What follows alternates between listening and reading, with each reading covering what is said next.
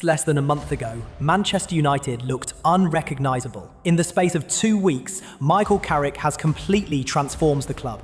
I think when you look at Michael Carrick, you think he's a quiet lad, and he studied the game, he understands the game, and he's gone into that job and knowing it's a difficult job to do. But what he's done, he's brought the basics back to Manchester United, and players working hard, players getting behind the ball. Back-to-back wins against the top 2 title contenders for the last 3 out of 4 Premier League seasons. An exciting team. Players suddenly rediscovering their form again, and some new faces hitting insane levels. Chance here for Cunha!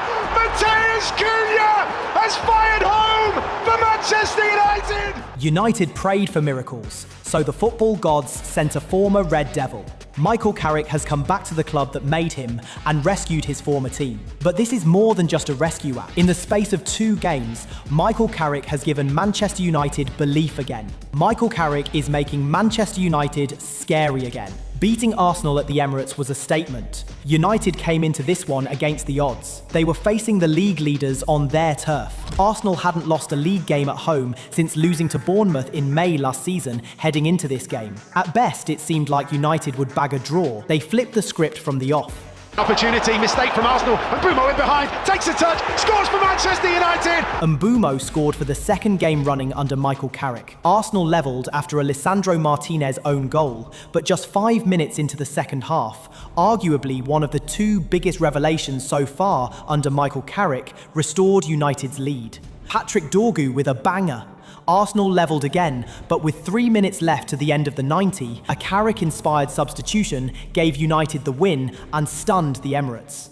United had come to the Emirates and scored 3 against Arsenal, the first time Arsenal have conceded 3 goals since December 2023. It might have been a shock win for Arsenal and to the rest of the league, but for United and Michael Carrick, it was another big step in the right direction, a follow-up from what they'd done 6 days prior. If beating Arsenal was huge, beating City in the derby set the template. They stood no chance. Carrick had only been appointed as United manager until the end of the season, just days before. He hadn't had enough time to properly set up the team yet. He was playing against a City team that was fighting for the league title.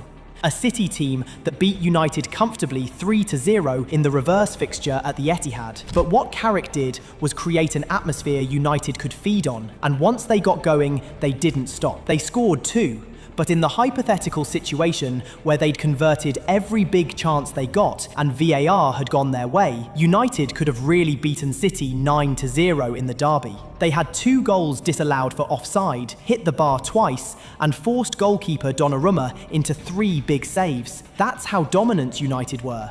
City kept the ball. United played to their strengths. The first noticeable change of the Michael Carrick era. This United team looks fluent now. What makes it interesting is that it's the same team. It's not as if Carrick got in there and brought in new signings to change the team or the setup. It's the same team he inherited from Ruben Amorim, but the difference is the flexibility. It was so obvious even to the average fan. Get us off the feet. I saw wingers running at fullbacks. I saw fast forward play. I loved it this weekend. That was United. All these people about United DNA. Michael Carrick walked on, didn't even put a shirt and tie on. He was smart casual and just delivered Manchester United DNA. Said, yeah, you can talk about what the DNA is. I'm going to Carrick came in and immediately ditched Amorim's 3-4-2-1 system. He set up in a 4-2-3-1, and this is where things get interesting. In the 2 games against Arsenal and City, he's gone with a back 4 of Luke Shaw, Lisandro Martinez, Harry Maguire, and Diogo Dalot. The partnership between Martinez and Maguire has been sensational so far. A lot has been made about Lisandro Martinez's height, but what he brings with his quality on the ball is sublime. Harry Maguire is a constant threat from set pieces and is just as good defensively clearing aerial balls. But where the real magic is with Carrick's system is going forward. Just before we get into that, there's a hype button down below that if you click will help the channel reach a wider audience with videos like this. Thanks. In midfield, it's a duo of Casemiro and Kobbie Mainoo. They are the base, the pivots, experience and youth. A duo that former manager Ruben Amorim constantly repeated couldn't work. A duo that under Michael Carrick looks like setting the template from now until the end of the season. It's hard to imagine that this is the same Kobbie Mainoo who couldn't start a league game under Ruben Amorim. In just 2 games, Mainoo has shown the form that made him the highly rated academy product when he first burst onto the scene at United. Against both City and Arsenal, Mainoo covered the most distance of any player on the pitch. Backed the assist for Cunha's winner against Arsenal. Against City, he was cooking both new signings and the entire team. Casemiro might have dropped the sad news that he's leaving United at the end of the season, but under Carrick now, he looks like the player they signed from Real Madrid back in 2022. He's first amongst Premier League midfielders for the most possession won and the most interceptions. He looks hungry for every tackle. With these two at the base, Carrick has found the blueprint. The system is just as dynamic in attack. Think of this as a reinvention. Bruno Fernandes playing as the attacking midfielder or in the number 10 role just feels right. There's no extra task of asking him to be a complete midfielder in a midfield duo like he was asked to under Amorim. Fernandes now has 2 pivots in Mainoo and Casemiro who cover spaces. He now has the freedom to play those risky passes. In just 1 game under Michael Carrick, he was already setting records. Against Manchester City in the derby, playing in that number 10 role, Bruno Fernandes became the first player to create 4 big chances against Pep Guardiola's City team in the league. He became the first player to create 6+ chances against City and still bagged an assist with his pass to Mbeumo for the opener in the derby. Against Arsenal, he was at it again. 64 touches, 50 passes completed, 7 passes into the final third, 3 ball recoveries, 2 chances created, and bagged an assist as well. He was good under Amorim. He's flying under Michael Carrick now, a manager who truly appreciates him and understands where best to use him. When I worked with him with Ollie, and he was fantastic. He's got a real, he's desperate to do well. You know, he's so keen to do well.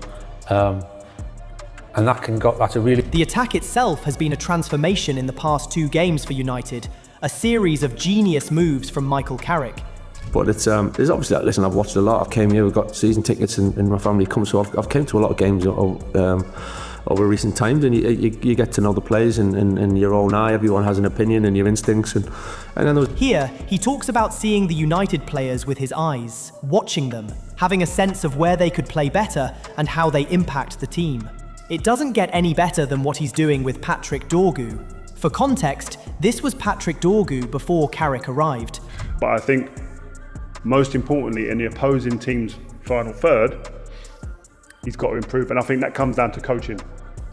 Him wanting to be coached, but I think the coach, I think you've got to spend time with someone like him and simplify it and go, when you get into them one... Rio Ferdinand wasn't wrong. It really did come down to coaching for Dorgu. The difference is that he isn't playing the same position anymore. Under Ruben Amorim, Dorgu played as a left wing-back, or even sometimes as a makeshift left centre-back. In 2 games under Michael Carrick, he's played as a right winger, and in both games, he's come up with big goals too. His goal against City in the derby sealed the win. His goal against Arsenal was so good that it's already getting shouts for United's Goal of the Season award. Beyond the goals, Dorgu in his new position has been a revelation. Immediately watching him speed down the flank to attack, it starts to bring memories of what Spurs did with Gareth Bale. Turned a decent left-back into one of the best wingers in the league before he made the move to Madrid. It's the same blueprint Michael Carrick seems to be using with Dorgu. He's using his energy in attack with relentless running, but at the same time, he's also using Dorgu's ability in defence when he's asked to track back and help out in one-on-one situations. It's not just Dorgu too. See, Michael Carrick has switched up the attack. He's playing Bryan Mbeumo as the number 9 now, and just like Dorgu, it's 2 games and 2 goals for Mbeumo. He scored the opener that meant liftoff in the derby for United against City. Maguire's clearing header. Mbeumo's sweet first touch. Bruno Fernandes. United have 3 on 2 here. 4 on 2 as Dorgu joins in. Bruno Fernandes. Gerard Mbeumo! Straight to the end, derby day!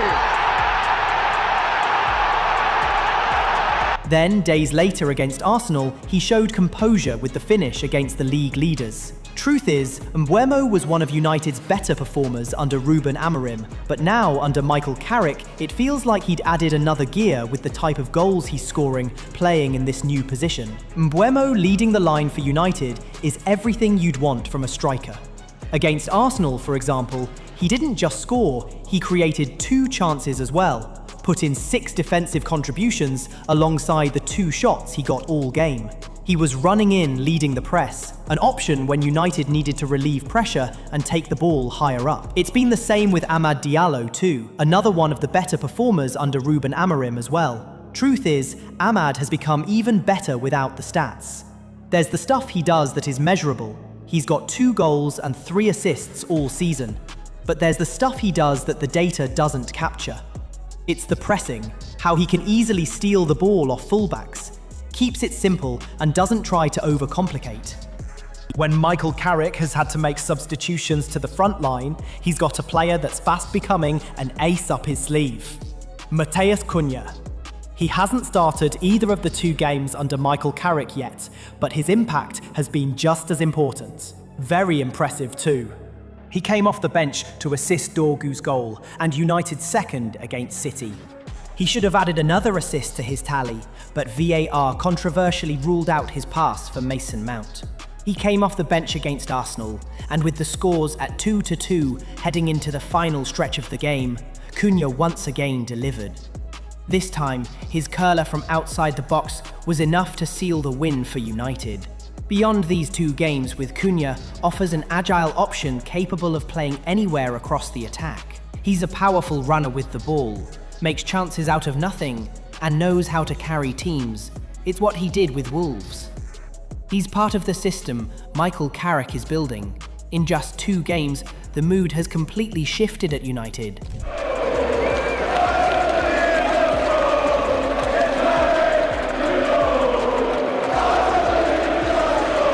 It's gone from tension to happiness. It's the loudest the club and the fan base have been in years. They've won back-to-back games against 2 title-chasing teams. Michael Carrick still hasn't lost a game as United caretaker manager as of recording this. He's made United scary again. So what do guys think? Is all of this just the effect of the new manager bounce at United? Or is Michael Carrick actually the real deal? Let us know in the comments below, and don't forget to hype this video and hit that subscribe button to Matchday Moments for more videos like this too.